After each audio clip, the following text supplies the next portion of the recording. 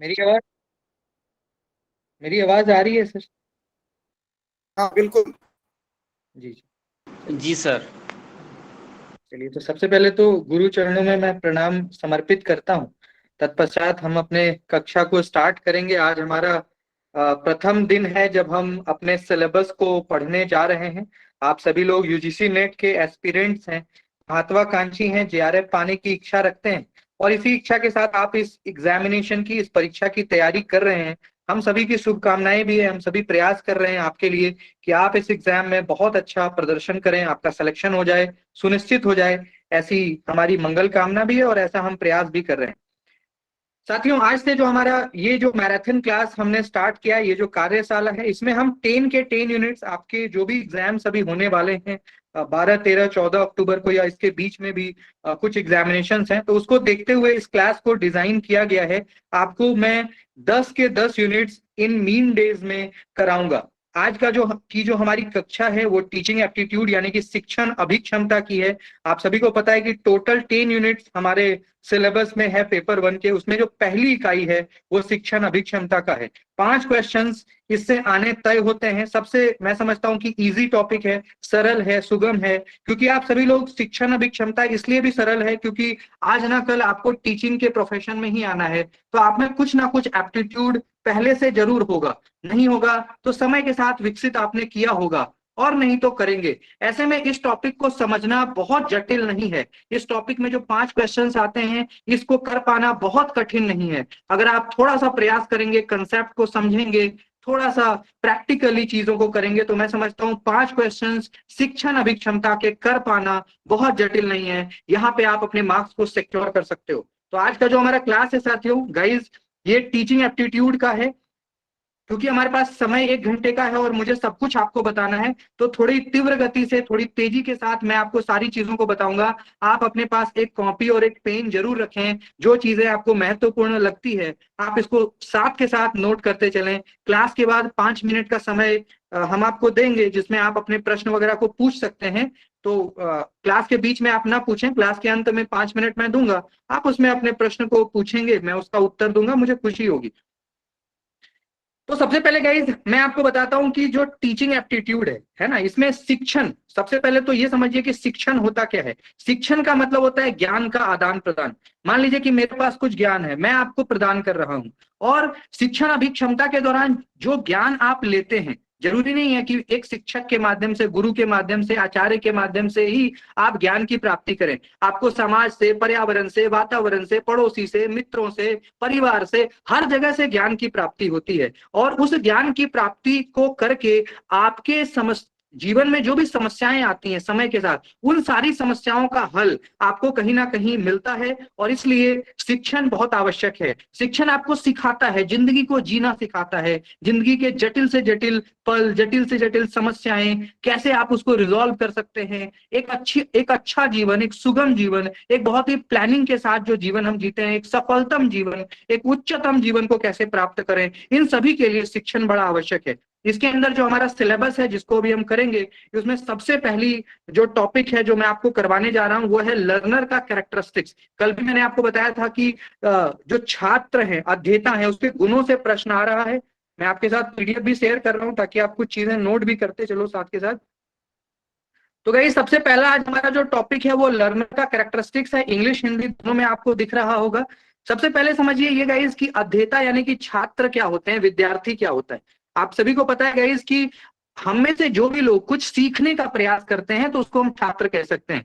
मैं भी एक छात्र हूं, आप सभी एक छात्र हैं, बल्कि जितने भी शिक्षक हैं सब एक छात्र भी हैं। क्योंकि आप अपने जीवन में, अपने अंतिम काल तक भी अगर आपको सीखने की इच्छा है, आप सीखने का प्रयत्न करते हो, प्रयास करते हो, नई नई चीजों को जानने की इच्छा है, तो कहीं ना कहीं आप अध्येता हो, आपको अध्येता हम कह सकते हैं। और ज्ञान चाहे वो व्यवहारिक हो, चाहे वो धार्मिक हो, किसी भी प्रकार का ज्ञान अर्जित करने की इच्छा, अर्जित करने की आपको कहीं ना कहीं अगर डिजायर है तो आप अध्येता हैं। अध्येता गाइस दो तरीके के होते हैं, एक नाबालिग और एक बालिग। आप सभी को पता है गाइस, जिनकी उम्र 18 से कम है उनको हम नाबालिग कहते हैं। जिनकी उम्र 18 से ज्यादा है, यानी कि हम सभी लोग, मैं समझता हूं सभी 18 से प्लस ही हैं, तो हम और आप बालिग हैं, इंग्लिश में कहें तो एडल्ट हैं। अब गाइज जो एडोलेसेंट यानी कि जो नाबालिग हमारी अवस्था होती है, तो माइक को प्लीज म्यूट करके रखें आप। तो जो हमारी नाबालिग अवस्था होती है, एडोलेसेंट स्टेज होता है साथियों, इसमें क्या है कि इसको 4 भागों में बांटा गया है। ठीक है, सबसे पहला है गाइस शैक्षणिक विशेषता।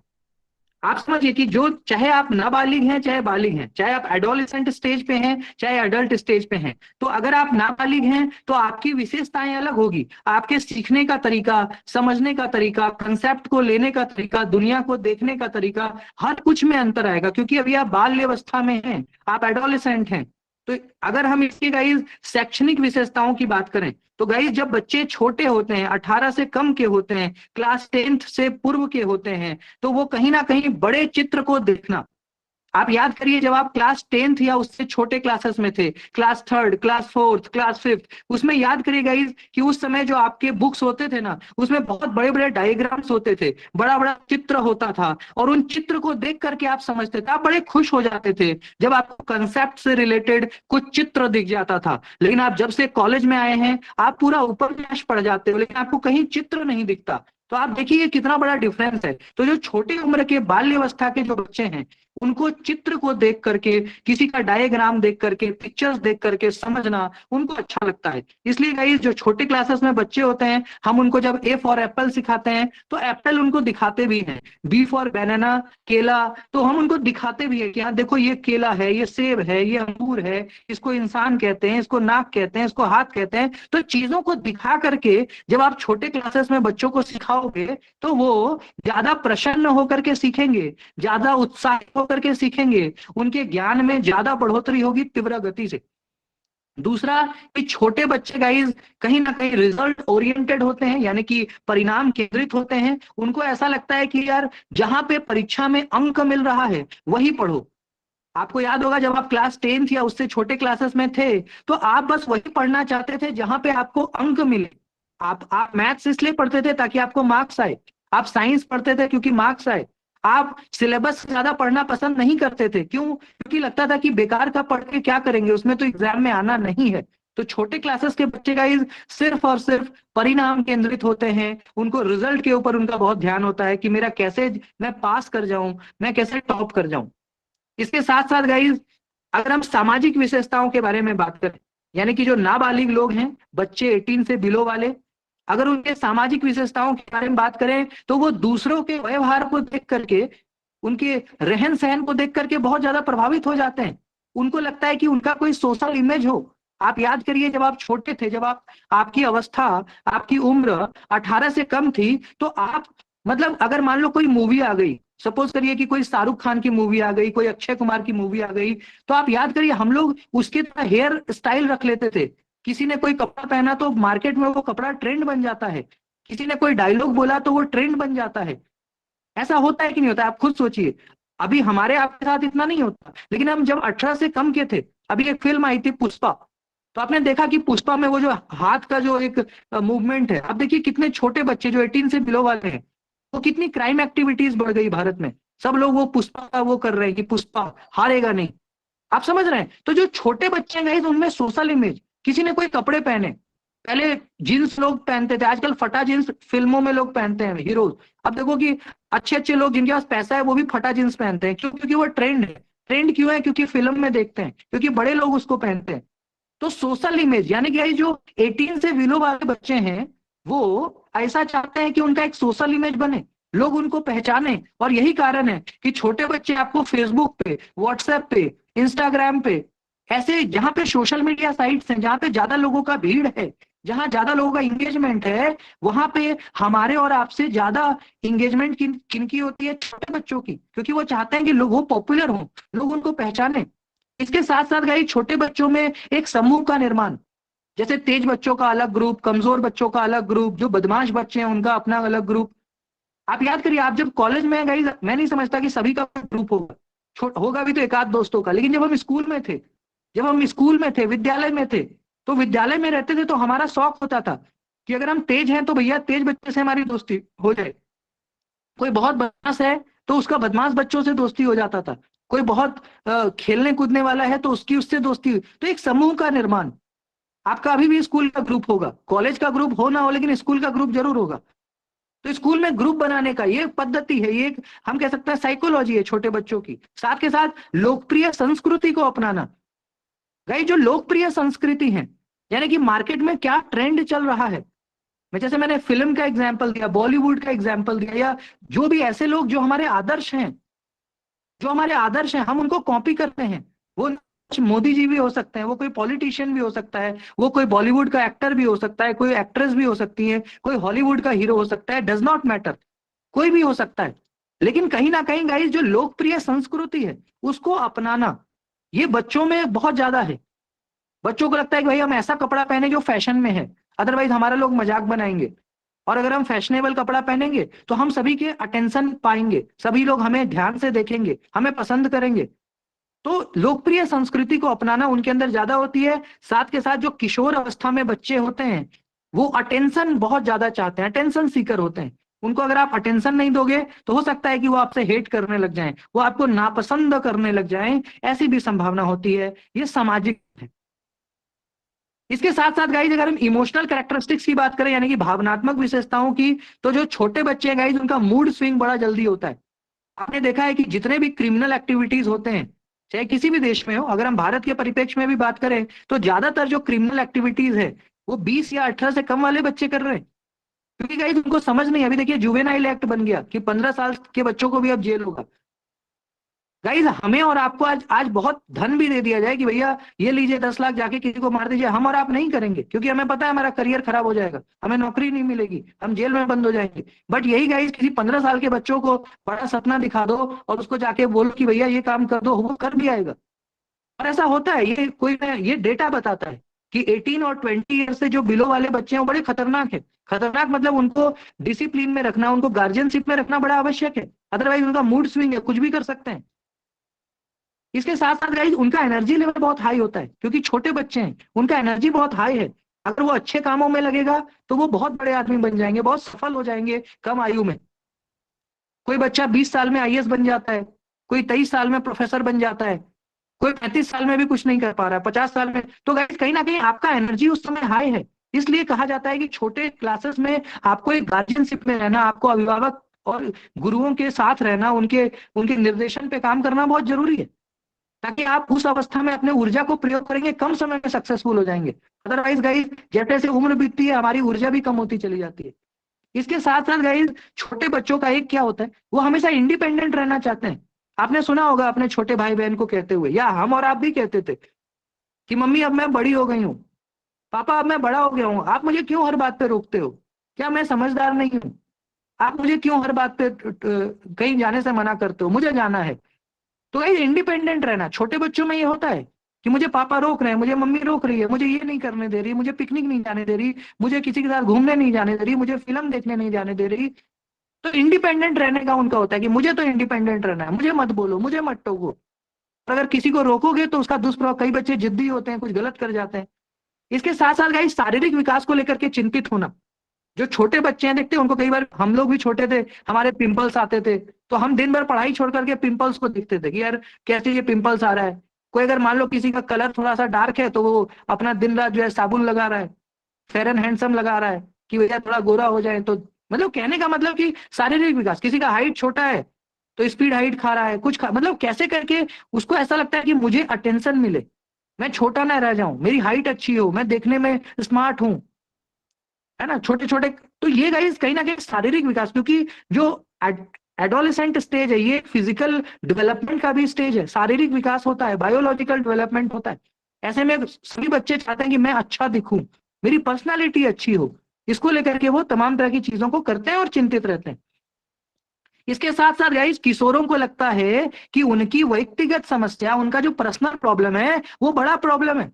इसलिए आप देखते हैं छोटे बच्चे ज्यादातर, मान लीजिए कि सुसाइड कर लिए, छत से कूद गए, नस काट लिए, अपने आप को नुकसान पहुंचाना बहुत आम होता है, क्योंकि उनको लगता है कि उनका जो प्रॉब्लम है वो सबसे बड़ा प्रॉब्लम है, ऐसी प्रॉब्लम तो किसी को हुई ही नहीं, मेरे साथ ही हुई है, चलो हम अपने लाइफ को ही खत्म कर लेते हैं।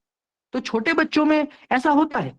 साथ के साथ गाइस बहुत जल्दी किसी भी परिस्थिति में प्रतिक्रिया देना, बहुत जल्दी रिएक्शन देना। घर में आपके छोटे भाई बहन होंगे, या हम और आप भी छोटे थे तो ऐसा करते थे, बहुत जल्दी रिएक्ट देना, भड़क जाना, है ना। तो ये गाइज कहीं ना कहीं भावनात्मक गुण हो गया बच्चों का।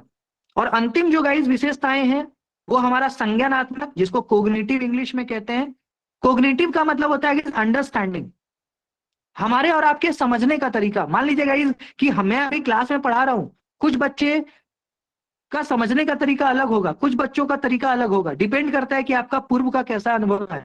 कुछ बच्चे ऑलरेडी पढ़ चुके हैं तो उनका रिवीजन हो रहा है, कुछ बच्चे पहली बार पढ़ रहे हैं तो उनको पहली बार समझ में आ रहा है। तो गाइस संज्ञानात्मक का मतलब होता है कि सभी का समझने का तरीका अलग होता है। कोई बहुत क्रिटिकल होता है तो कोई बहुत कम क्रिटिकल होता है, डिपेंड करता है कि आपका आईक्यू कैसा है, आपने पूर्व में कितनी अध्ययन करी है। तो अगर हम कोग्निटिव की बात करें, संज्ञानात्मक आपके समझने वाले पक्ष की बात करें, तो सामाजिक, सांस्कृतिक, धार्मिक चीजों में रुचि लेने लगते हैं, उसके बारे में जानना चाहते हैं। जैसे जैसे आप बड़े होते हो गाइस, हम लोग सामाजिक चीजों में, कल्चरल चीजों में, रिलीजियस चीजों में हमारी उत्सुकता जागने लगती है कि समाज में क्या चल रहा है, समाज क्या है, संस्कृति क्या है ना। इन चीजों को हम इंटरेस्ट लेने लग जाते हैं। राजनीति में रुचि, राजनीति से यहाँ मतलब है गाइस कि अपने आप को हमेशा हम हम चाहते हैं कि हम फ्रंट में रहें। तो राजनीति से यहाँ मतलब वो पॉलिटिक्स से नहीं है डायरेक्टली, राजनीति से मतलब है कि आप कहीं ना कहीं लीड करना चाहते हो, आप चाहते हो कि 10 लोगों के गुट में आप सबसे आगे रहो। इसके साथ साथ गाइस सामाजिक परिवर्तन के बारे में बात करना, जैसे आप जात पात नहीं रहा, किसी से भी शादी कर सकते हैं, क्या हो गया, कोई भी धर्म के हैं, कोई भी जात। तो हालांकि ये चीजें ठीक है, लेकिन छोटे एज में क्या होता है, ये ज्यादा होता है। हम अपने बाउंड्री को तोड़ना चाहते हैं, हमें लगता है कि यार इतनी बंधन क्यों, क्यों जात पात, क्यों धर्म, किसी भी जाति में कर सकते हैं शादी, किसी भी धर्म में। तो ऐसी बातें करना, सामाजिक परिवर्तन के बारे में चिंता करना।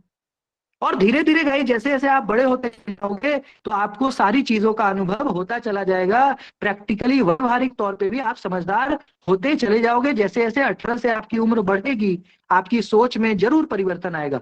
आप खुद अपने आप पे सोच कर देखिए, आज से मान लीजिए आज आप 20, 21, 22 जितने भी वर्ष के हैं, आज से 5 साल पहले आपकी सोच और आज आपकी सोच में जमीन आसमान का अंतर आ गया होगा। 18 साल या 17 साल के जब आप थे, उस समय सोचने का तरीका अलग होगा, बचपना बहुत होता है। आज आप मैच्योर हैं, आज आपको अपने करियर की चिंता है, फ्यूचर की चिंता है। अब गाइस आ जाते हैं जो बालिग लोग हैं, जो जिसको आप कह सकते हो एडल्ट, यानी कि हम और आप 18+ वाले लोग। तो हमारी विशेषताएं क्या क्या है उसको भी देख लीजिए।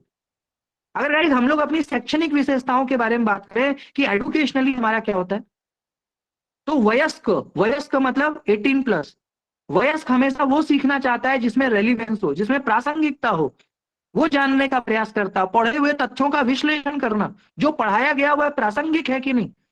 आज आप मान लीजिए कि क्लास में इतनी संख्या में आए हैं क्योंकि आपको पता है कि 10 दिन बाद आपका एग्जाम है, जो मैं आपको पढ़ा रहा हूं ये 10 दिन बाद आपको काम आएगा, ये प्रासंगिक है, ये सिग्निफिकेंट है, ये इंपॉर्टेंट है, ये महत्वपूर्ण है, शायद इसलिए आप क्लास में आए हैं और बड़ी एकाग्रता के साथ सुन रहे हैं। तो प्रासंगिकता का जांच आप हमेशा करना चाहते हैं। साथ ही साथ गाइज एक संकुचित सोच से सामान्य सोच की ओर बढ़ना। जब आप 18 से बिलो होते हैं आपकी सोच बड़ी नैरो होती है। नैरो मतलब आप कहीं ना कहीं सारे चीजों को अपने ओर केंद्रित करके सोचते हो, है ना, अपने आप लीड कराना चाहते हो। लेकिन जैसे जैसे एजेस बढ़ती है गाइज आपके ऊपर जिम्मेदारी आती है, और जैसे जैसे जिम्मेदारी आती चली जाएगी आपकी सोच सामान्य होती चली जाएगी। आप पूरी दुनिया को, सभी का प्रॉस एंड कॉन्स, सुख दुख, हर चीज को समझने लग जाओगे कि आपके साथ प्रॉब्लम है तो किसी और के साथ भी प्रॉब्लम हो ही सकती है। तो सोच आपकी धीरे धीरे नॉर्मलिटी की ओर बढ़ती है। हम और आप एक्टिव लर्निंग पसंद करते हैं। मैं आपको क्लास में बोलूंगा कि क्लास में प्रश्न मत पूछिए, छोटे क्लासेस की तरह, क्लास 1-2 की तरह, कि मैडम आई आते के साथ अपना 2 छड़ी पटक दी बेंच के ऊपर कि कोई क्वेश्चन नहीं करना है, बस आपको पिन ड्रॉप साइलेंस मेंटेन करिए। वैसा नहीं हो सकता कॉलेजेस में। कॉलेजेस में तो एक्टिव लर्निंग पसंद करते हैं बच्चे, कि अगर प्रोफेसर लेक्चर दे रहे हैं तो बच्चों को भी पढ़ने के लिए आमंत्रित किया जाए। तो एक्टिव लर्निंग होगा तो बच्चे पसंद करेंगे, खास करके जो एडल्ट हैं। और साथ के साथ अगर हम इनकी सामाजिक विशेषताओं के बारे में बात करें, यानी कि जो वयस्क हैं, जो 18+ हैं, उनकी सामाजिक विशेषताओं के बारे में बात करें तो कहीं ना कहीं वयस्क एक ऐसा ग्रुप चाहता है जहां वह अपनी सारी समस्याओं को साझा कर सके। हम और आप गाइस चाहते हैं कि हमारा एक ऐसा ग्रुप हो, और यही कारण है कि हम व्हाट्सएप पे ग्रुप बनाते हैं, छोटे छोटे ग्रुप, फेसबुक पे ग्रुप बनाते हैं, ट्विटर, मतलब सोशल मीडिया पे, चाहे ऑफलाइन माध्यम से। हम चाहते हैं कि 2-3 लोग हमारे पास जरूर हों जिनसे हम अपने प्रॉब्लम्स को साझा कर सकें। और हम हमेशा रिस्पेक्ट के लिए जीते हैं। 18+ के बाद आपको अपना रिस्पेक्ट का बड़ा चिंता होता है, हम सभी को। हमें लगता है कोई हमें मतलब इंसल्ट ना करे, तो रिस्पेक्ट से बड़ा यही है कि भाई रिस्पेक्ट चाहिए। गाइस, क्योंकि वयस्क के पास, एडल्ट के पास समय के साथ बहुत उत्तरदायित्व तो आ जाता है, तो वह अपने परिवार, दोस्त आदि से जो भी वादे करता है वो उनके शिक्षण को प्रभावित करता है। क्योंकि आपके ऊपर गाइस जैसे जैसे रिस्पॉन्सिबिलिटीज आएगी, आप उतने जिम्मेदार होते चले जाओगे। आज आपके ऊपर जिम्मेदारी है इसलिए आप इतना मेहनत कर रहे हो, अगर आपके ऊपर जिम्मेदारी ना हो तो शायद आप इतनी मेहनत ना करें। तो ये आपके, हमारे और आपका सामाजिक गुण है। इसके साथ साथ गाइस, अगर हम भावनात्मक विशेषताओं की बात करें, भावात्मक विशेषता, इमोशनल कैरेक्टरिस्टिक्स की, तो वयस्क स्वयं को नियंत्रित करने, यानी कि हम और आप ये चाहते हैं कि हमें कोई और कंट्रोल ना करे, हम अपने आप को खुद कंट्रोल करें, हम अपने आप को खुद निर्देशित करें। कोई हमें, मतलब कि एक होता है ना रूलर की तरह, कोई हमारे ऊपर एक डिक्टेटर की तरह ना रहे, हम अपना खुद समझदारी हो जाती है हमारी। इसके साथ ही साथ गाइज, एक समय के बाद आपको किसी खास विषय को लेकर के डर बैठ जाता है। जैसे मान लीजिए आज के दौर में आपके मन में क्या डर है कि मेरे पास नौकरी मिलेगी कि नहीं मिलेगी। जब नौकरी मिल जाएगी तो आपके मन में डर होगा कि यार अब मेरे पिता और माता बूढ़े हो रहे हैं, पता नहीं उनके स्वास्थ्य का ख्याल रखना। और समय बीतेगा तो आपका बच्चा होगा, उसकी चिंता हो जाएगी। तो गाइज, जैसे जैसे आपकी उम्र बढ़ेगी, किसी ना किसी एक चीज को लेकर के डर आपके मन में बैठेगा। अभी आपके मन में डर है कि मुझे सरकारी नौकरी मिलेगी कि नहीं मिलेगी, मैं प्रोफेसर बन पाऊंगी कि नहीं बन पाऊंगी। जिस दिन बन जाओगे उस दिन फिर नई प्रॉब्लम की शुरुआत हो जाएगी। तो समस्याएं जीवन से कभी नहीं जाएगी, कुछ ना कुछ डर हमेशा बैठा रहेगा मन में। हालांकि हम जिस भी परिस्थिति में होते हैं, हम ये चाहते हैं कि हम सबसे सर्वश्रेष्ठ रहें, सबसे बेस्ट रहें, ये वयस्क चाहता है। तो ये भावनात्मक गुण है, हम सर्वश्रेष्ठ रहना चाहते हैं। और अंतिम अगर विशेषताओं के बारे में बात करें, वयस्क के कोग्निटिव कैरेक्टरिस्टिक्स, यानी कि संज्ञानात्मक, हमारे समझने का तरीका, उसकी बात करें तो जैसे जैसे हम बड़े हो जाते हैं तो उत्तरदायित्व तो स्वयं लेने लग जाते हैं। आप याद करिए, जब 10th में आपका मार्क्स कम आता था, 9th में मार्क्स कम आता था, तो आप पता है क्या कहते थे? जो आपके ट्यूशन टीचर आते थे, आप सारा उन्हीं पे फोड़ देते थे कि मम्मा मुझे तो ट्यूशन वाले सर ने ये मैथ्स बताया ही नहीं था, मम्मा मुझे ट्यूशन वाले सर ने ये साइंस तो पढ़ाया ही नहीं था।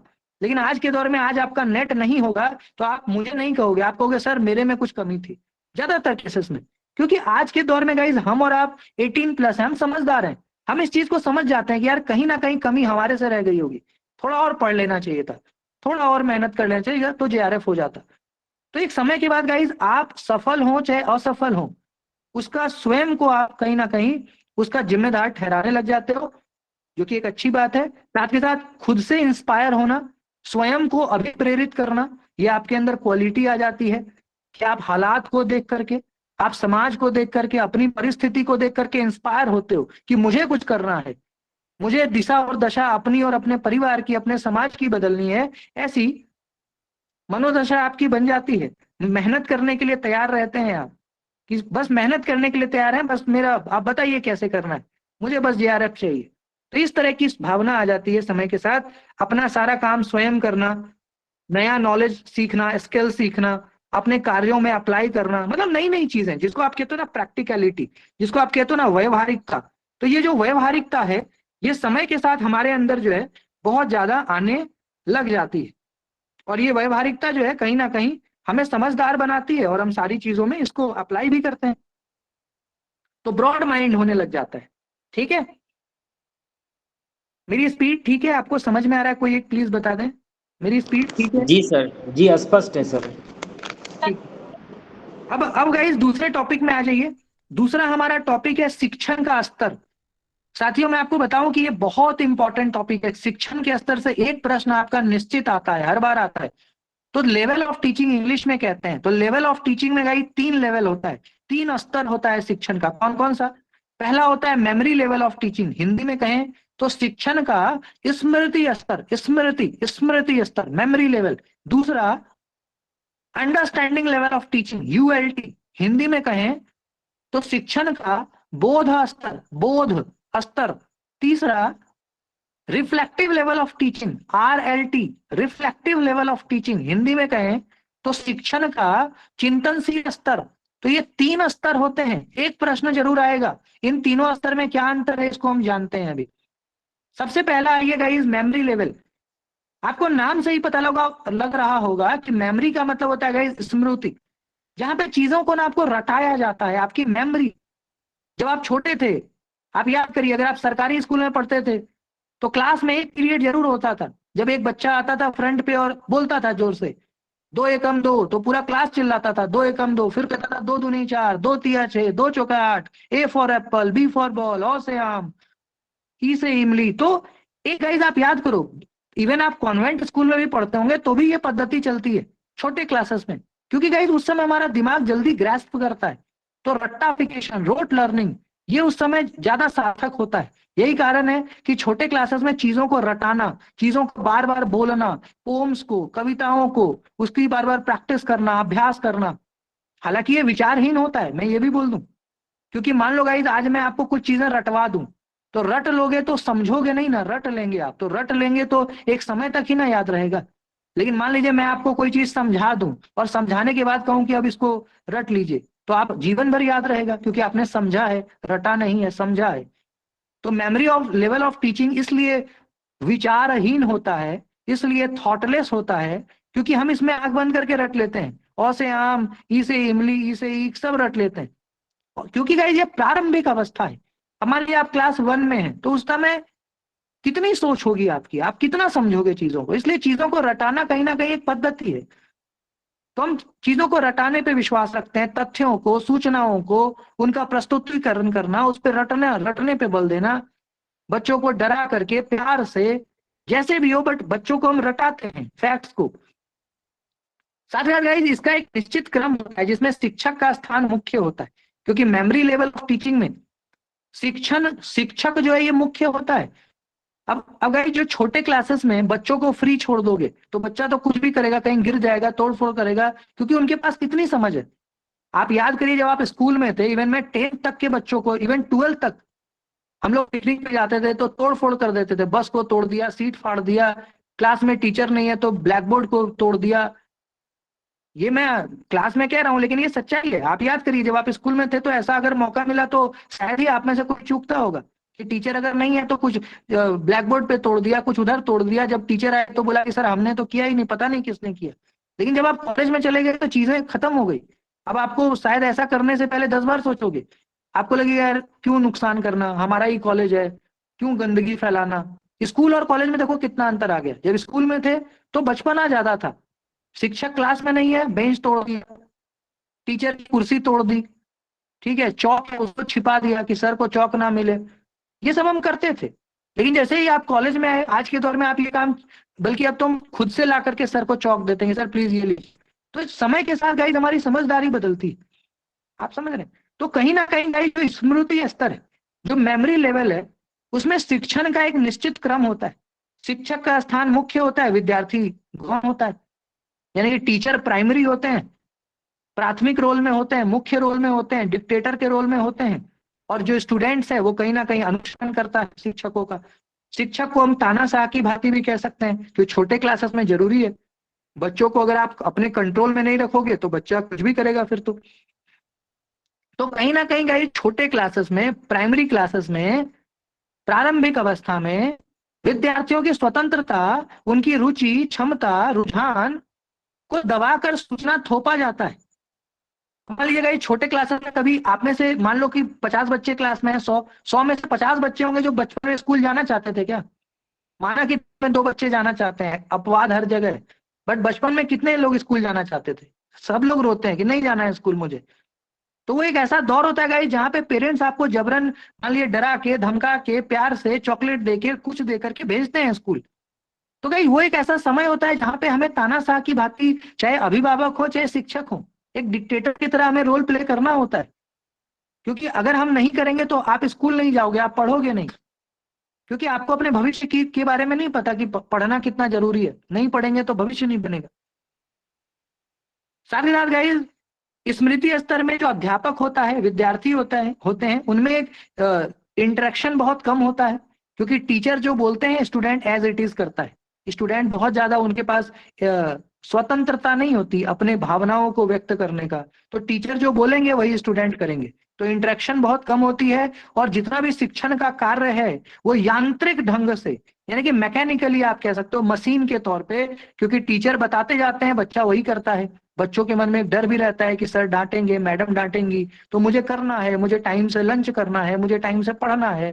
तो ऐसी चीजें चलती है। इसके अगर उद्देश्य की बात करें तो इसका उद्देश्य गाइस पहला यही होता है कि सारे शिक्षार्थियों को, विद्यार्थियों को, अध्येताओं को जानकारी प्रदान करना, ज्ञान प्रदान करना, और कहीं ना कहीं चीजों को दिखा करके, वस्तुओं को दिखा करके, विचारों को, अवधारणाओं को पहचानना, याद रखना, है ना। इसलिए गाइस आपको जब आप छोटे क्लासेस में जाते हो तो आप देखते हो बड़े बड़े एप्पल की तस्वीर, है ना, ऑरेंज, वेजिटेबल्स, और भी कई सारे बड़े बड़े भगत सिंह, महात्मा गांधी, ऐसे लोगों का बड़ा बड़ा फोटो लगाया जाता है, ताकि बच्चे उनको देख करके रिकॉग्नाइज करें, अच्छा ये महात्मा गांधी है, अच्छा ये सुभाष चंद्र बोस है, अच्छा ये ए फॉर एप्पल ऐसा होता है, अच्छा बी फॉर बॉल ऐसा होता है। तो भाई ये चीजों को देखना, क्योंकि जब देखोगे तो याद रहेगा आपको। इसके अगर मेथड्स की बात करें गाइज, तो यहाँ पे कहीं ना कहीं प्रश्न पूछना, ओरल एग्जाम को ज्यादा प्रीफर किया जाता है छोटे क्लासेस में। क्लास 1 2 3 जो छोटे, बहुत छोटे क्लासेस की मैं बात कर रहा हूँ, वहां ओरल यानी कि चीजों को पूछना, ताकि आपका असेसमेंट हो सके कि आपने कितना याद किया, कितना समझा। तो मेमोरी लेवल ऑफ टीचिंग में ओरल एग्जाम या कभी कभी ऐसे टाइप रिटन एग्जाम भी होता है। इसके महत्वपूर्ण तथ्यों को अगर मैं बताऊं तो याद रखिएगा, ये जो पूरा फिलॉसफी है, ये जो पूरा विधि है मेमोरी लेवल ऑफ टीचिंग का, इसको किसने दिया है? हर्बर्ट नाम के फिलोसोफर ने। फिलोसोफर नहीं, साइकोलॉजिस्ट हम कह सकते हैं, मनोवैज्ञानिक। तो हर्बर्ट नाम का मनोवैज्ञानिक है जिसने शिक्षण के स्मृति स्तर को डेवलप किया है, विकसित किया है। मैच दी फॉलोइंग में आता है, नाम याद रखिएगा। ये शिक्षण का पहला स्तर है, और यहाँ पे असेसमेंट कभी कभी मौखिक, तो कभी लिखित, तो कभी ऐसे टाइप टेस्ट, इस तरीके का एग्जाम का पद्धति होता है छोटे क्लासेस में। चीजों को रटाना, इस पे बल दिया जाता है। इसके एडवांटेज यही है गाइस कि छोटे बच्चों को बहुत फायदा होता है, छोटे बच्चों के लिए उपयोगी है, क्योंकि आप जितने चीजों को रटा दोगे उनको। अब आज भी मान लीजिए गाइस कि अगर आपने सच में टेबल याद किया है, आप सच में ये सोचो कि आज के दौर में आप में से जिनको भी टेबल याद है 19 का, 18 का, उनके लिए मैथ्स बहुत ईजी है। और जिन्होंने बचपन में टेबल सीरियसली याद नहीं किया, आज भी उनसे मैथ्स नहीं बनेगा। तो गाइस देखो, बचपन में पढ़ी हुई चीज बड़ी महत्वपूर्ण होती है। अगर आपने बचपन में छोटी छोटी चीजों को बहुत ही बारीकी से पढ़ा है, तो आज आपका वो मदद करता है, आपका बेस है वो। जैसे मैंने एग्जांपल दिया पहाड़ा का, टेबल का, तो जिन्होंने भी बचपन में टेबल रट लिया होगा, आज भी उनको मैथ्स बनाने में आसानी होती होगी। और जिन्होंने नहीं रटा होगा वो कभी नहीं रट पाएंगे, क्योंकि समय नहीं मिलता और वैसा कभी मौका भी नहीं मिलता कि हम टेबल को लर्न करें। तो कहीं ना कहीं गाइस, जो छोटे क्लासेस में आप चीजों को भले ही रटते हो, सीखते हो, लेकिन जितना ज्यादा चीज सीखेंगे, आने वाले समय में आपको उतना काम आएगा। तो ये सारा इसका लाभ है। हालांकि इसके कुछ डिसएडवांटेजेस भी हैं। अगर हम स्मृति स्तर की बात करें तो इसके कुछ नुकसान भी हैं। जैसे उच्च वर्गों के लिए बिल्कुल उपयुक्त नहीं है। मैं आपको न पढ़ाऊं और आपको सारे पीडीएफ नोट्स दे दूं और आपको कहूं कि इन सबको रट लीजिए, तो आप कभी नहीं कर पाएंगे। आपको बहुत बोर लगेगा कि यार क्या कर रहे हैं, चीजों को कैसे रटें। तो उच्च वर्गों के लिए नहीं है, ये बस छोटे बच्चों तक ही सीमित है ये मेथड। दूसरा, यहाँ शिक्षक का प्रभुत्व होता है, डोमिनेंस होते हैं, टीचर की अथॉरिटी होती है, जो कि ये ठीक बात नहीं है, एक नकारात्मक पॉइंट है। तो टीचर का प्रभुत्व नहीं होना चाहिए, क्योंकि अब छात्र केंद्रित विधि की ओर हम बढ़ रहे हैं। इवन नई शिक्षा नीति में भी छात्र केंद्रित विधि पर प्रकाश डाला गया है। तो टीचर का डोमिनेंस समय के साथ कम हो रहा है, अब स्टूडेंट डोमिनेंट हो रहे हैं। कक्षा में बातचीत कम होती है। मेमोरी लेवल ऑफ टीचिंग में बच्चे आपस में ज्यादा बातचीत ना करें। स्वाध्याय यानी कि गाइस सेल्फ स्टडी के लिए कोई जगह नहीं है, जो टीचर कराएंगे आपको वही करना है। कक्षा प्रबंधन की समीक्षा यानी क्लासरूम मैनेजमेंट भी एक प्रॉब्लम है। कुछ बच्चे छोटे होते हैं, तो वहां पे क्लासरूम का अच्छे से मैनेजमेंट करना ये बहुत बड़ा चैलेंज है। और चीजों को याद रख पाना सभी के लिए संभव नहीं है गाइस। क्लास में मान लो कि छोटे क्लासेस में 50 बच्चे हैं, हो सकता है 10 बच्चे याद रख लें, पर चीजों को रटना ठीक बात नहीं, याद रखना कितना संभव तक आप याद रखेंगे, ये बहुत बड़ा प्रश्नवाचक चिन्ह है इस पे। इसके लिए कुछ सुझाव भी हैं। स्मृति स्तर को और हम कैसे बेहतर कर सकते हैं, इसको लेकर के कई सारे शिक्षाविदों ने अपने सुझाव दिए हैं। जिसमें पहला सुझाव ये है गाइस कि उचित शिक्षण सहायक सामग्री यानी कि छोटे क्लासेस में टेक्नोलॉजी को लाना, यानी कि छोटे छोटे तकनीक टेक्नोलॉजी के मदद बच्चों को पढ़ाइए। 3D अब तो हो, स्मार्ट क्लासरूम बन गया। छोटे क्लासेस में, क्लास नर्सरी KG 1 2 में भी स्मार्ट लर्निंग हो रहा है। आपका डिजिटल बोर्ड लग गया, यूट्यूब के वीडियोस हैं, कई सारी चीजें लग गई, प्रोजेक्टर लग गया। और कहीं ना कहीं सतत मूल्यांकन, कॉन्टिन्यूअस इवैल्यूएशन छोटे बच्चों का भी हो, क्योंकि सतत मूल्यांकन बहुत जरूरी है, हर दिन मूल्यांकन बच्चों का। और उनको मोटिवेट करिए। और प्रैक्टिस और एक्सरसाइज, देखिए practice makes a man perfect. तो मेमोरी लेवल में जितनी प्रैक्टिस आप करवाओगे, जितना अभ्यास करवाओगे, एक्सरसाइज करवाओगे, बच्चे उतने परिपक्व होंगे, उतने तेजी से चीजों को सीखेंगे। तो ये कुछ सजेशंस है मनोवैज्ञानिकों के द्वारा, शिक्षाविदों के द्वारा, जिसको समय के साथ अडॉप्ट किया जा रहा है, इनकॉर्पोरेट किया जा रहा है, शामिल किया जा रहा है। तो ये था गाइस शिक्षण का स्मृति स्तर जो छोटे क्लास के बच्चों के लिए उपयोगी है। अब आ जाइए गाइस दूसरा लेवल, जब आप थोड़े बड़े हो जाते हो, मान लीजिए आपका मानसिक स्तर अब थोड़ा सा डेवलप हो गया, अब आप क्लास 5th में आ गए, 6th में आ गए, 5 क्लास से ऊपर, 6 7 8 9, तो उस समय अंडरस्टैंडिंग लेवल ऑफ टीचिंग का समय है। जब आप 5 क्लास के बाद आ गए, जब थोड़े बड़े हो गए, तो बोध स्तर आएगा। बोध स्तर मतलब अब चीजों को सिर्फ रटोगे नहीं, पहले चीजों को समझोगे, पहले चीजों को समझोगे, चाहे वो देख करके समझें, चाहे वो प्रैक्टिकली समझें, चाहे कैसे भी समझें। शिक्षक भी इस चीज पे बल देने लग जाते हैं कि आपको कंसेप्ट को पहले समझाया जाए, आपको न्यूमेरिकल समझाई जाए, आपको डायग्राम बनाया जाए, और उसके बाद सिखाया जाए आपको कि कौन सा कंसेप्ट क्या है, उसका क्या काम है। और इस तरह के शिक्षण में गाइस इस बात पर बल दिया जाता है कि छात्र कहीं ना कहीं सामान्यीकरण, यानी कि आप जनरलाइज कर सको, किसी को, किसी चीज को डिफाइन कर सको, किसी का वर्णन कर सको, आपको इस लायक बनाया जाता है। तो आप किसी को डिफाइन कब करते हो? जब आप समझते हो। आज मान लीजिए मैंने आपको जो पढ़ाया वो समझ जाओगे, तो मैं आपको कि चलिए 2 मिनट में सब कुछ बताइए कि मैंने आपको क्या पढ़ाया, तो सामान्यीकरण कर पाएंगे आप। अगर आप नहीं समझे होंगे तो कैसे करेंगे डिस्क्राइब? नहीं कर पाएंगे। तो सामान्यीकरण करना, डिस्क्रिप्शन देना, डिफाइन करना तभी संभव है जब आप चीजों को समझेंगे, है ना। सिद्धांतों को परिस्थितियों में आप प्रयोग कर पाएंगे। जो भी मैं आपको पढ़ा रहा हूं ये आपको प्रैक्टिकली यूज करना है अपने लाइफ में, ये सारा व्यवहारिक जीवन में आपको यूज में लाना है, ताकि आप उच्चतम कौशल को प्राप्त कर सकें, चीजों को ना सिर्फ समझें बल्कि अप्लाई भी कर सकें। तो understanding and application both goes together, parallelly दोनों चलेगा, समझना और अनुप्रयोग करना। आपको चीजें समझ में आ रही हैं, आप अपने निजी जीवन में इसका प्रयोग भी करें, ये भी जरूरी है। तो चीजों को समझ करके अब आप आगे याद करते हैं, ये है बोध स्तर। इसमें गाइस क्या क्या हम लोग मेथड यूज करते हैं? तो पहला है लेक्चर मेथड। जब आप थोड़े बड़े क्लासेस में जाते हो तो टीचर आते हैं और टीचर आकर के लेक्चर देते हैं और आप लोग ध्यान से सुनते हैं, नोट करते हैं चीजों को, व्याख्यान विधि उसको कहा जाता है। दूसरा गाइस व्याख्यान प्रदर्शन विधि, यानी कि गाइस कई बार टीचर क्लास में आते हैं, पढ़ाते भी हैं, प्रदर्शन भी करते हैं, माने आपको डायग्राम भी बना देते हैं, थोड़ा सा अगर प्रोजेक्टर है तो ऑनलाइन कुछ दिखा, 3D दिखा दिया। चर्चा विधि यानी कि डिस्कशन भी करते हैं क्लास में, डिबेट्स करा दिया। Inductive and deductive method, guys देखो इंडक्टिव और डिडक्टिव मेथड यानी कि आगमनात्मक और निगमनात्मक तरीका, ये तो खैर बहुत इंपॉर्टेंट है, कल भी मैंने कहा था प्रश्न आता है इससे, आ रहा है। तो इंडक्टिव और डिडक्टिव ये बड़ा ही वैज्ञानिक पद्धति पे आधारित है, दोनों साइंटिफिक मेथड है, अप्रोच है ज्ञान की प्राप्ति का, जिसमें आप छोटे से बड़े की ओर बढ़ते हो। इंडक्टिव में आप सामान्य से विशिष्ट की ओर बढ़ते हो, है ना। इंडक्टिव में इंडूस मतलब आप विशिष्ट से सामान्य की ओर बढ़ते हो, जबकि डिडक्टिव में आप सामान्य से विशिष्ट की ओर आप जाते हैं, ऐसा यानी कि पर्टिकुलर टू जनरल और जनरल टू पर्टिकुलर। इसका मतलब ये है, मोटा मोटा मैं आपको बताऊं तो जो भी आप अपने आसपास देखते हैं उस चीजों को देख करके चीजों को सीखना। जैसे सपोज करिए, एक उदाहरण देता हूं कि रमेश एक इंसान है, रमेश एक इंसान है, रमेश की मृत्यु हो गई, इस चीज को आपने ऑब्जर्व किया। फिर आपने देखा कि राधा एक पक्षी है, राधा की मृत्यु हो गई, ये भी आपने ऑब्जर्व किया। फिर आपने ऑब्जर्व किया कि श्याम एक गधा है, श्याम की भी मृत्यु हो गई। इस आधार पे आपने अपना एक निष्कर्ष निकाला कि इस दुनिया में जो जन्म लेता है उसका मरना निश्चित होता है। तो इसको कहते हैं गाइस इंडक्टिव अप्रोच, जहां पे आप छोटी छोटी चीजों को पहले ऑब्जर्व करते हो।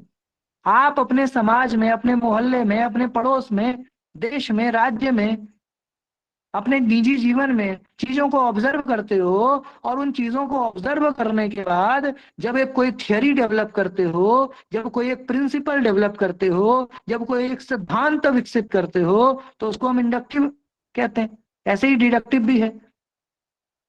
और हम और आप क्योंकि अनुसंधान करता है, हायर एजुकेशन में है, तो ये हमारे और आपके जीवन में तो होता ही है।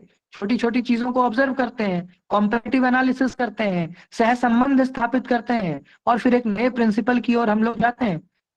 इसके साथ साथ अनुकरण करना, स्पष्टीकरण, एग्जाम्पलिफिकेशन, चीजों को एग्जाम्पल दे करके समझना, समझाना, एक्सप्लेन करना, ये कहीं ना कहीं मेथड्स जो है बड़े क्लासेस में है ना, 6, 7, 8 इस क्लासेस में ऐसी चीजें, छोटे छोटे एग्जाम्पल्स को प्रोड्यूस करना, एक्सप्लेनेशन देना, ऐसा किया जाता है ताकि बच्चों को ज्यादा समझ में आए। इसके लिए कुछ सुझाव भी है गाइस। अगर हम कुछ सुझाव की बात करें तो सबसे पहला है गाइस कि प्रभावी कक्षा सहभागिता, यानी कि आपका जो क्लासरूम है वो इफेक्टिव होना चाहिए, यानी कि बच्चे भी प्रश्न पूछें, शिक्षक भी उसका जवाब दें, और शिक्षक और छात्र के बीच एक बहुत अच्छा संबंध हो, एक बहुत ही माकूल संबंध हो, इस चीज का विशेष ध्यान। तो सहभागिता माने पार्टिसिपेशन, आप भी पार्टिसिपेट करो। इसके साथ साथ विषय वस्तु का आयोजन हमें करना चाहिए, ऑर्गेनाइज्ड। आज मैंने आपको कहा कि मैं आपको शिक्षण का मैराथन करवाऊंगा, तो मैं जल्दी जल्दी, मेरे पास सारे कंटेंट तैयार है, मैं एक एक करके पढ़ा रहा हूँ। तो ऑर्गेनाइज्ड होना, व्यवस्थित होना, आयोजन करना, ये जरूरी है। एक प्लान के साथ पढ़ाएंगे तो ज्यादा पढ़ा पाएंगे कम समय में, और जो विषय पढ़ाएं उसका एक अर्थ हो, मीनिंग हो। साथ ही साथ कक्षा का एक उचित वातावरण मेंटेन करना, ये भी बहुत जरूरी है। अब पता लगा कि क्लास में शोरगुल हो रहा है, क्लास में इनडिसिप्लिनरी एक्टिविटीज हो रही है, अनुशासनहीनता हो रही है, तो ऐसी चीजों को आपको कंट्रोल करना है। ये जो पूरी विधि है शिक्षण का बोध स्तर, इसको विकसित किया है मॉरिसन ने, लिख लीजिए, मैच दी फॉलोइंग में आता है। ये भी साइकोलॉजिस्ट है, मनोवैज्ञानिक है, मॉरिसन, MORRISON, हिंदी में मॉरिसन। इन्होंने ये इस पूरी पद्धति को जन्म दिया, डेवलप किया है। और इस स्तर पर बच्चे तथ्यों को याद करने के साथ साथ समझने भी लगते हैं। आप चीजों को समझने भी लग जाते हो और तब जाकर के चीजों को याद करते हो। साथ साथ गाइस हम लोगों का जो बिहेवियर है वो भी डेवलप होने लग जाता है, हमारे अंदर तर्क शक्ति आने लग जाती है। आप शिक्षक से प्रश्न करने लग जाते हो कि सर आपने ये बताया, इसका क्या कारण है, ऐसा क्यों हो रहा है, ऐसा क्यों होता है, इसके पीछे का विज्ञान क्या, इसके पीछे का तर्क क्या, इसके पीछे का कारण क्या, ये सारी चीजें आप पूछने लग जाते हो। एक ऐसे स्टेज पे आप आ जाते हैं। और यहाँ पे अगर मूल्यांकन की बात करें, इवेल्युएशन की बात करें, तो ऐसे के माध्यम से, ऑब्जेक्टिव, MCQ टेस्ट के माध्यम से आपका टेस्ट होता है, समय समय पे सतत मूल्यांकन होता रहता है। तो ये बोध स्तर है, जहाँ चीजों को आप पहले समझते हो फिर याद करते हो। तीसरा गाइस जो हमारा लेवल है, यहाँ थोड़ा टिपोग्राफिकल मिस्टेक है, रिफ्लेक्टिव लेवल ऑफ टीचिंग, इसलिए ब्रैकेट में लिखा हुआ है RL, reflective, REFLECTIV, reflective. Hindi में बोले तो शिक्षण का चिंतनशील स्तर, चिंतनशील स्तर, जो कि हम और आपका लेवल है। यानी जब आप कॉलेजेस में आ जाते हैं, महाविद्यालय, विश्वविद्यालय, बड़े क्लासेस में आ गए, उच्च शिक्षा में आ गए, तो चिंतनशील स्तर आ गया आपका, यानी कि आपका चिंतन महत्वपूर्ण हो गया। आप खुद से सोचिए कि क्या नई चीजें आप पढ़ करके, क्या नई चीजें दोगे, क्या नई चीजें समझोगे। तो आपके अंदर सृजनात्मकता, क्रिएटिविटी जिसको आप कहते हैं, क्रिएटिव एबिलिटी डेवलप करना, ये टीचर के लिए बहुत बड़ा चैलेंज है। आपको मैं कितना क्रिटिकल बनाऊं, आपको कितना साइंटिफिक बनाऊं, आपको मैं कितना लॉजिकल बनाऊं, आपको मैं कितना तार्किक बनाऊं, कितना तर्कयुक्त बनाऊं, ऐसा शिक्षकों की सोच होनी चाहिए। तो चिंतनशील स्तर ये बहुत ही सबसे उच्च स्तर होता है, सबसे हायर लेवल ऑफ टीचिंग होता है। इसमें गाइस शिक्षक आपके सामने ऐसी समस्या उत्पन्न करते हैं जिससे कि आप स्ट्रेस में आ जाते हो, आप तनाव में आ जाते हो, और वो तनाव की वजह से आप उस समस्या का समाधान ढूंढने का प्रयास करने लग जाते हैं, और उस समस्या का समाधान आप खुद ढूंढते हैं।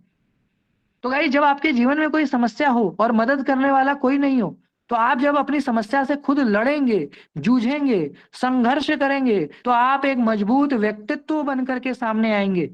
और अगर आपका जीवन में कोई मदद करने वाला होगा तो आपका व्यक्तित्व कभी विराट नहीं हो सकता, कभी बड़ा नहीं हो सकता। इसलिए जो जितना संघर्ष करेगा, जैसे सोना चमकने से पहले बिल्कुल काला होता है, उसमें जितना हथौड़ा पड़ेगा उसमें उतनी चमक आएगी। तो हमारे और आपके जीवन में भी कुछ ऐसा ही है।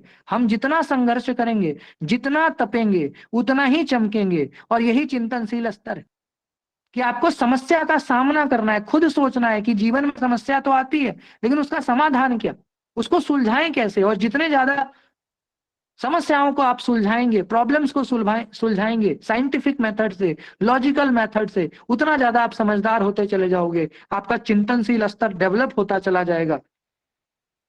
इसके साथ साथ गाइस, इसमें चीजों को एनालिसिस करना, विश्लेषण करना, सिंथेसिस माने संश्लेषण करना, मूल्यांकन, ये सब इसमें शामिल है। आप चीजों को एनालिसिस करते हो।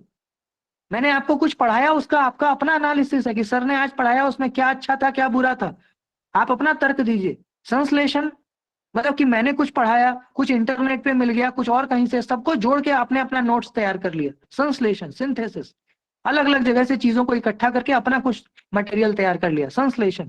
और इवैल्यूएशन तो होता ही है। इस पूरे पद्धति को, चिंतनशील स्तर को डेवलप करने वाले महान व्यक्ति का नाम है हंट, HUNT, हंट। और गाइज, चिंतनशील स्तर में ये जो मैंने सबसे पहले बताया, शिक्षण का स्मृति स्तर और बोध स्तर, इन दोनों का समावेश है। ये दोनों जोड़ दोगे तो चिंतनशील स्तर बन जाएगा। तो दोनों ही इसमें शामिल है, क्योंकि इसमें आप चीजों को समझते भी हो, जरूरत पड़ने पे रटते भी हो और अपना भी तर्क लगाते हो। तो तीनों चीजें साथ के साथ होती हैं। समस्या का निवारण यहाँ प्रमुख होता है, महत्वपूर्ण होता है, केंद्र में होता है कि प्रॉब्लम सॉल्विंग आप कैसे करें, ज्यादा समस्याओं को कैसे सुलझाएं, लॉजिक के माध्यम से, रीजनिंग के माध्यम से, कल्पना के माध्यम से, इन सारे माध्यमों से आप कैसे ज्यादा से ज्यादा समस्याओं का समाधान कर पाएंगे। यह हमारे सामने चुनौती होती है। शिक्षक आपको प्रभावित करते हैं, प्रेरित करते हैं, इंस्पायर करते हैं, प्रोवोक करते हैं, उकसाते हैं कि आप समस्याओं का समाधान कर सकते हो। इसके अगर क्रिटिसिज्म की बात करें गाइस, देखिए सभी में कुछ ना कुछ कमियां होती हैं, तो इसका कुछ क्रिटिसिज्म भी है, कुछ आलोचना भी है। जैसे कि ये सिर्फ उच्च शिक्षा के विद्यार्थियों के लिए ही लाभप्रद है, इसको छोटे क्लास के बच्चों पे अप्लाई करोगे तो बहुत सक्सेसफुल नहीं होगा, क्योंकि छोटे क्लासेस के बच्चों में इतनी समझ नहीं होती कि वो चिंतनशील स्तर को अप्लाई कर सकें, है ना। वो वही पढ़ते हैं जो टीचर उनको पढ़ाते हैं। तो छोटे क्लास के लिए ये उपयोगी कतई नहीं है, बड़े क्लास के लिए ही उपयोगी है। इसके साथ साथ गाइस, इस स्तर में शिक्षण, इस स्तर के शिक्षण में विद्यार्थी शिक्षक की आलोचना खूब कर सकते हैं। स्कूल में आप आलोचना करोगे तो हो सकता है कि आपकी पिटाई भी हो जाए, लेकिन कॉलेज लेवल पे तो हम लोग आलोचना की मतलब बुराई से नहीं है। आलोचना का मतलब है कि मैंने अगर आपको पढ़ाया और आपको कुछ चीजें समझ में नहीं आई, या आपको ऐसा लगा कि सर ने कुछ गलत बोल दिया, तो आप मुझे कह सकते हो कि सर आपको शायद ये चीजें ऐसी होती। तो आलोचना जो है, उच्च शिक्षा में आलोचना का स्वागत किया जाता है, आमंत्रित किया जाता है। सामूहिक वाद विवाद भी होता है। आप देखते होंगे कि आप जिस भी कॉलेज में, महाविद्यालय में पढ़ते हैं, समय समय पे कहीं ना कहीं आपका सेमिनार होता है, कॉन्फ्रेंसेस होते हैं, डिबेट्स होता है, सिंपोजियम होता है, वर्कशॉप होता है। उसका मेन उद्देश्य, मुख्य उद्देश्य यही होता है कि आप आलोचना करें, क्रिटिसिज्म करें। आप किसी भी विषय के प्रॉस एंड कॉन्स को, मेरिट एंड डिमेरिट को, उसकी खासियत को, उसकी कमियों को, लूप होल्स को प्रकाश में लाएं। तो ये कहीं ना कहीं उच्च शिक्षा में ये बड़ा लाभप्रद है। ये तीन गाइस शिक्षण के स्तर हैं। इससे एक प्रश्न जरूर आता है, इसको ध्यान में रखिएगा। अगला टॉपिक गाइस जो हमारा है वो इवैल्यूएशन का है, यानी कि मूल्यांकन। मैंने कल ये बोला था कि मूल्यांकन बड़ा इंपॉर्टेंट है, इससे भी एक क्वेश्चन बनेगा आपका। मूल्यांकन क्या है, आप खुद सोचिए। ये बड़ा ही आसान सा कंसेप्ट है कि मूल्यांकन, मूल्य का मतलब क्या होता है। मूल्य माने कि आपने कितना सीखा। आज मैंने आपको पढ़ाया, इसका भी मैं मूल्यांकन कर ही सकता हूं। आपसे 2 क्वेश्चन पूछ दूंगा इमीडिएटली, रैंडमली, तो मुझे पता लग जाएगा आपने कितना समझा। तो मूल्य, आज जो हमने एक साथ समय 1 घंटे बिताए, तो इस एक समय में आपको कितना लाभ हुआ, कितना सीखा आपने, इसको हम मूल्यांकन तो इसका करना ही चाहिए, कर सकते हैं। तो मूल्यांकन एक ऐसी प्रक्रिया है, एक ऐसा प्रोसेस है, एक ऐसी पद्धति है जिसके आधार पर छात्र के ज्ञान का आकलन कर सकते हैं। असेसमेंट किया जाता है कि आपने कितना सीखा, आपकी रुचि जागी कि नहीं जागी, आप प्रतिभावान बने कि नहीं बने, आप में टैलेंट आया कि नहीं आया, इंटरेस्ट आया कि नहीं आया। मैंने आपको पेपर 1 पढ़ाया, तो पेपर 1 पढ़ाने के बाद आप में इंटरेस्ट आया कि नहीं आया। पहले आप डर रहे थे कि पता नहीं JRF कैसे होगा, मेरे पढ़ाने के बाद आप में आत्मविश्वास आया कि नहीं आया। कि मैं कर सकती हूँ, मैं कर सकता हूँ, पेपर 1 बड़ा आसान है, मैं 50 में 50 कर सकता हूँ, ऐसी अगर आप में भावना आ जाए, ऐसी प्रेरणा आ जाए, तो कहीं ना कहीं शिक्षण सही दिशा में जा रहा है, ऐसा हम कह सकते हैं। तो शिक्षकों का भी आकलन होता है और विद्यार्थियों का भी आकलन होता है, दोनों का ही आकलन होता है। शिक्षण में छात्र, अगर हम शिक्षण की बात करें गाइस, तो शिक्षक हो चाहे विद्यार्थी हो, चाहे गाइस आपका जो टीचिंग एड्स है यानी कि शिक्षण की सहायक सामग्री, इन तीनों का ही मूल्यांकन होता है। ऐसा नहीं है कि मैं पढ़ा रहा हूं तो मेरा मूल्यांकन आप नहीं कर रहे हैं, मेरा भी मूल्यांकन आप कर रहे होंगे कि सर के पढ़ाने का तरीका क्या, सर कितना ज्यादा कंटेंट हमें दे पा रहे हैं, सर को शायद ऐसे भी पढ़ाना चाहिए था। मैं आपका मूल्यांकन करूंगा, विद्यार्थियों का, और हम दोनों मिलकर के टीचिंग एड्स का मूल्यांकन करेंगे। टीचिंग एड्स माने शिक्षण की सहायक सामग्री। आज मैंने आपको पीडीएफ दिखा करके पढ़ाया, तो ये भी असेसमेंट का विषय है कि आपको कितना समझ में आया। हो सकता है आप कहेंगे कि सर थोड़ा सा अगर वीडियोस वगैरह भी दिखा देते, सर आप थोड़ा 3D दिखा देते, तो कहीं ना कहीं गाइस जो शिक्षण की सामग्रियां हैं, जो हमें और आपको पढ़ाई को आसान बनाने में, सरल बनाने में, सुगम बनाने में, सिंपल बनाने में मदद करती है, उन सारी विधियों का भी हम प्रयोग करें, उसका भी हम मूल्यांकन करें, ऐसा आवश्यक होता है। उसका भी मापन होना चाहिए, और इसी को हम इवैल्यूएशन कहते हैं। हम मापन करते हैं, मेजरमेंट करते हैं, टेस्ट करते हैं कि कितना फायदा हुआ। अगर हम मूल्यांकन की बात करें तो मूल्यांकन 4 प्रकार के होते हैं, नोट कर लीजिए, 4 प्रकार के होते हैं। प्रश्न एक जरूर आता है इन प्रकार से। कौन कौन सा? प्लेसमेंट इवैल्यूएशन, हिंदी में कहें तो स्थापनन मूल्यांकन, आधा स थ में आकार की मात्रा प न स्थापनन मूल्यांकन। दूसरा फॉर्मेटिव इवैल्यूएशन, रचनात्मक मूल्यांकन या निर्माणात्मक मूल्यांकन।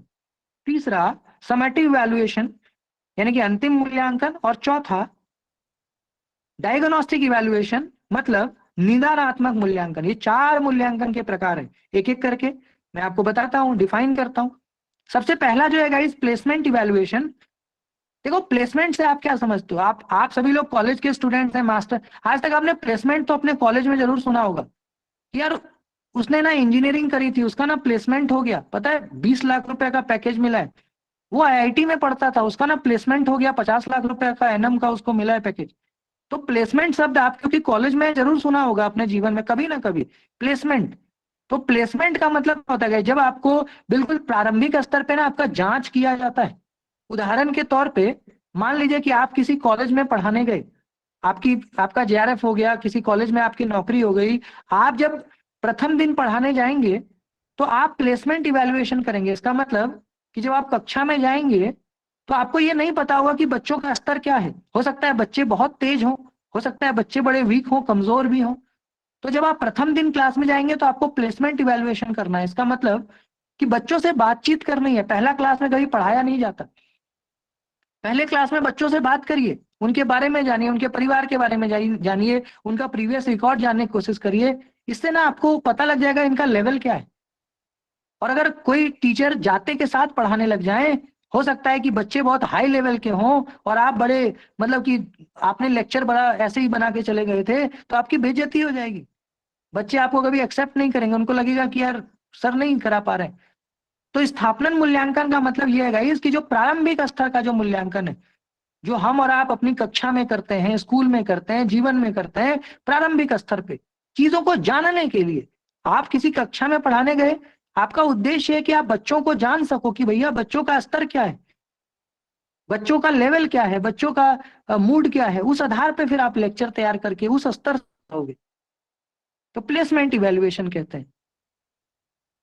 दूसरा गाइस जो फॉर्मेटिव इवैल्यूएशन है उसको आप देख सकते हैं। फॉर्मेटिव आप सभी लोग जानते हैं, आजकल बहुत दौर है इसका। फॉर्मेटिव का मतलब रचनात्मक मूल्यांकन, निर्माणात्मक मूल्यांकन। गाइस इसमें क्या होता है ना, जिसको आप कहते हैं ना इमीडिएट फीडबैक। मान लो अभी मैं क्लास ले रहा हूं और अभी मेरा मन कर गया कि जी चलो अब मैं प्रश्न पूछता हूं, जो भी मैंने पढ़ाया प्रश्न पूछता हूं, मुझे इमीडिएट फीडबैक चाहिए कि क्या क्या समझ में आया। अगर ऐसा मेरी इच्छा हो जाए तो फॉर्मेटिव इवैल्यूएशन कहेंगे। और आजकल देख रहे हैं गाइस आपका यूनिट टेस्ट, मंथली टेस्ट, हर दिन एग्जाम होता है। अब तो क्लास में पढ़ाते वक्त ही क्विज हो जाता है, टीचर 4 क्वेश्चन दे देते हैं, पूछ लेते हैं, ताकि आपका वो लेवल जान सके कि आप कितना समझ रहे हो। पहले ऐसा नहीं होता था, पहले तो साल में एक बार एग्जाम होता था। आज से 15 साल पहले जाइए, 10 साल पहले जाओ, भारत में साल में एक बार एग्जाम होता था, ईयरली एग्जाम होता था। अब तो हर दिन एग्जाम होता है, हर दिन हम असाइनमेंट लिखते हैं, हर दिन रिपोर्ट लिखते हैं, हर हफ्ते टेस्ट देते हैं। बाकी 6 महीने में जो सेमेस्टर होता है वो तो होता ही है। तो जब हम इमीडिएट फीडबैक चाहते हैं, त्वरित फीडबैक चाहते हैं, और तब उसके लिए अगर मूल्यांकन करें तो फॉर्मेटिव इवैल्यूएशन कहते हैं उसको। इसको आंतरिक मूल्यांकन आप कहते हो ना कि सर मेरे इंटरनल्स चल रहे हैं, मेरे हर महीने इंटरनल्स होते हैं, मुझे इंटरनल्स की तैयारी करनी है। ऐसा क्यों होता है? ताकि आपके अंदर की जो कमियां हैं उसको मैं तुरंत जान सकूं। आपके अंदर अगर आज कुछ परेशानी है मैं उसको जान सकूं। वो कब जानूंगा? जब मैं आपका छोटा मोटा टेस्ट लेता रहूंगा, वो भी कॉन्टिन्यूअसली, यानी कि निरंतरता के साथ अगर मैं आपका टेस्ट लूंगा, परीक्षा लेता रहूंगा, तो मुझे पता लगता रहेगा कि समस्या कहाँ है। और जो समस्या एक बार शिक्षक को पता लग जाएगी तो उसका इलाज होता है। फिर आपके विफलता के बारे में जानना, छात्रों की स्थिति की जांच करना, ये बड़ा जरूरी है। और टीचर कहीं ना कहीं, क्योंकि छात्र केंद्रित विधि है का दौर है, student centred approach, pedagogical approach का ये दौर है, तो टीचर एक मार्गदर्शक के तौर पे, एक कोच के तौर पे काम करते हैं, ताकि आपके प्रदर्शन में सुधार होता रहे समय समय पे। आपकी जहां पे गलती है, शिक्षक आपको मदद करें ताकि आप अपने गलतियों को सुधार सकें, अपने प्रदर्शन में इंप्रूवमेंट कर सकें, सुधार कर सकें, अच्छा कर सकें। ऐसा टीचर भी चाहते हैं और बच्चों की भी ऐसी ही इच्छा होती है। तो शिक्षकों के लिए गाइज ये औपचारिक मूल्यांकन निर्देशों, उपायों को अधिक प्रभावी बनाने के लिए जानकारी प्रदान करता है। तो गाइज जो रचनात्मक मूल्यांकन है, ये इमीडिएट फीडबैक आपको देता है। तो मुझे इमीडिएट फीडबैक मिलेगा तो मैं इमीडिएट फीडबैक के आधार पे कुछ कर पाऊंगा आपके लिए, ताकि आप आगे अच्छा कर सको, बेहतरीन कर सको, कमाल कर सको। दूसरा इवैल्यूएशन होता है गाइज समेटिव, जिसको हम कहते हैं अंतिम मूल्यांकन। गाइज आपका 6 महीने पे एक परीक्षा होता है कि नहीं होता है? खुद सोचिए, 6 महीने पे सेमेस्टर एग्जाम, उस एग्जाम को हम कहते हैं योगात्मक मूल्यांकन, संकलनात्मक मूल्यांकन, अंतिम मूल्यांकन। ये कोर्स के अंत में होता है। छात्रों का औपचारिक परीक्षण शामिल है, जैसे वार्षिक परीक्षा, स्कूल में आपका हाफ ईयरली हो गया। इसमें हम रिजल्ट केंद्रित होते हैं, क्योंकि सेमेस्टर एग्जाम है, तो जितना मार्क्स आएगा उतना हमारे लिए लाभप्रद है। लास्ट है गाइस डायग्नोस्टिक इवैल्यूएशन, निदानात्मक। गाइस निदान, आप डॉक्टर के पास जाते हो ना ब्लड टेस्ट करवाने, डेंगू टेस्ट करवाने, तो डायग्नोज करवाने जाते हो। ऐसे गाइस टीचर भी तो एक डॉक्टर हैं जो आपके मनोविज्ञान को जांच करते हैं। तो डायग्नोस्टिक में क्या होता है कि बच्चा अगर किसी सब्जेक्ट में कमजोर है, तो मुझे कैसे पता लगेगा कि आप कमजोर हैं? आपका जब मैं टेस्ट लूंगा, आपसे जब मैं बात करूंगा, आपके प्रॉब्लम का पता लगाऊंगा, तो डायग्नोस्टिक उसको कहते हैं।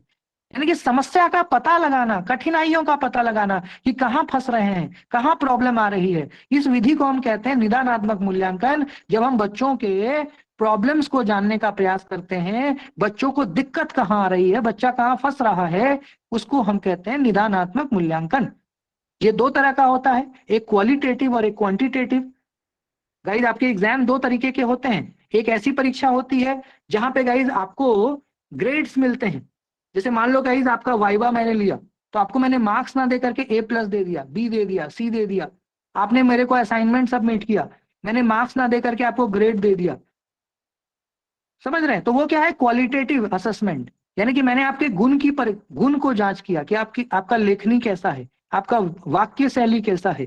तो क्वालिटेटिव, आपकी क्वालिटी की जांच करी, गुण की जांच करी। दूसरा होता है मात्रात्मक, जहां हम मात्रा के माध्यम से, जैसे मान लो आपको मैंने मैथ्स का पेपर लिया, 50 नंबर का एग्जाम है, 50 में आपको मैंने 40 दिया।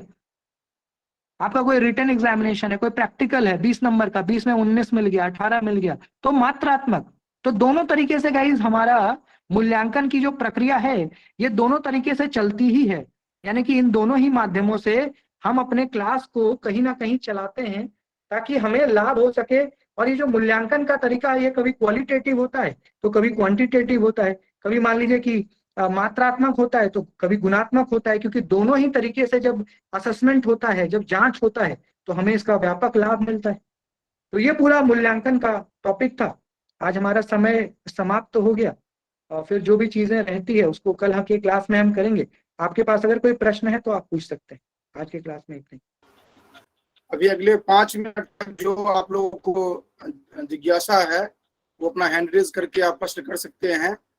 आज आप लोग तो आराम से कर सकते हैं, क्योंकि मोर देन 100 स्टूडेंट्स को रोका गया आज, क्योंकि समय की सीमा को ध्यान में रखना चाहिए। अगर आप इतना इस कक्षा में रहेंगे तो अन्य जगह की तो बात कैसे होगी। तो कल से अनिवार्य रूप से 9:20 से 9:30 में जुड़ जाए, ताकि 1 घंटा कंप्लीट आप लोगों को मिले। उसके बाद 5 मिनट 7 मिनट हम लोग रखेंगे, प्रश्न के लिए रखेंगे, ताकि आपका जो प्रश्न है उसका भी समाधान हो सके। इस तरह हम रखेंगे तो जितने दिन हम लोग रहेंगे उससे कुछ वो कुछ हाँ समझ रहे हैं, पीडीएफ की बात कर रहे हैं। तो कल वाली पीडीएफ ग्रुप में दे दी गई है, और जो भी हमें यहाँ पर एडमिन के रूप में इनको दे देते हैं तो डायरेक्ट ही पोस्ट कर देंगे उस ग्रुप में, तो आराम से आप ले पाएंगे, कोई दिक्कत नहीं है। और ध्यान रखेंगे जो कि कल समय से सभी फिर जुड़े, जिनको प्रश्न है वह हैंड रेज करेंगे या डायरेक्ट अपना माइक ऑन करिए, आप प्रश्न पूछ सकते हैं। वैसे हैंड रेज कर लें तो बेहतर रहेगा, जो एक साथ सभी का प्रश्न ले लिया जा सकता है। लगता है सभी का समस्या का समाधान हो गया है, तो कोई बात नहीं, कल हम लोग फिर टाइम से अपना जुड़ते हैं। और जो भी आपको कहा गया है, आप जो भी कहा गया है उसको आप लोग प्रैक्टिस करिए, क्योंकि कम समय है और इसमें बहुत कुछ आप सीख सकते हैं, बहुत कुछ आप कर सकते हैं। तो पूजा जोशी जी सर, वो प्लेसमेंट इवैल्यूएशन को आपने हिंदी में क्या बताया था? स्थापनन मूल्यांकन, स्थापनन मूल्यांकन। ठीक है, स्थापनन। किसी को कोई प्रश्न, कोई जिज्ञासा, और आप लोग तैयार करिए ढंग से। हाँ, ये वीडियो कर रहे हैं, ये दोनों कल की और आज की वीडियो कल अपडेट हो जाएंगे, ताकि जो कल जुड़ेंगे, जो आज नहीं जुड़ पाए थे, कल वाली आज वाली वीडियो देख करके तब जुड़ेंगे, ताकि एक सिस्टम बना रहेगा। तो मैंने लिंक दे दिया है, उसी लिंक पर अपलोड हम कर देंगे। हम सुबह 11 बजे से पहले अपलोड कर देंगे हम, ताकि आप 11 बजे के बाद देख पाएंगे आप वहाँ पर दोनों, कल वाली भी और आज वाली भी। सर नमस्ते। Hello sir. हेलो। हाँ जी, हाँ सरिता राजपूत। सर मैं ग्रुप में नहीं ज्वाइन, तो मुझे पीडीएफ नहीं मिल पाती है। अभी मैंने कल से ही ज्वाइन किया है आपकी नहीं, ग्रुप में एक बार चेक कर लेना, ग्रुप में डाल दिया है, और अगर नहीं मिलता है तो मैं ग्रुप में हूँ नहीं, मैं ग्रुप में ज्वाइन ना हूँ शायद, क्योंकि मैं कल से ही मैंने आपकी कक्षा को मुझे पता चला तो मैंने ज्वाइन किया है। कोई बात नहीं, वहाँ पर ग्रुप जो है उसमें आज मैंने डाला है, और फिर मैं एक बार उसको फॉरवर्ड कर दे रहा हूँ ताकि मिल जाए। जो मटेरियल है उसके लिए परेशान होने की जरूरत नहीं है, जो कक्षा में नियमित है उनके लिए कोई दिक्कत नहीं है, ठीक है। और मेल में भी अपना स्पैम चेक कर लेना है, क्योंकि सभी को मिल जाता है, तो चूंकि बीसीसी दिया जाता है तो नॉर्मली बल्क में जाने पर उसको रोक दिया जाता है और स्पैम में जाता है, तो स्पैम जरूर चेक कर लिया करें, ठीक है। और किसी को कोई प्रश्न, कोई जिज्ञासा? चलिए, तो हमें लग रहा है कि अब कोई जिज्ञासा नहीं है, तो हम यहीं पर आज की कक्षा को समाप्त करते हैं। सभी को धन्यवाद। फिर हम कल मिलते हैं, ठीक 9:20 में मिलेंगे हम लोग। धन्यवाद सभी को। Thank you sir. धन्यवाद। प्रणाम सर।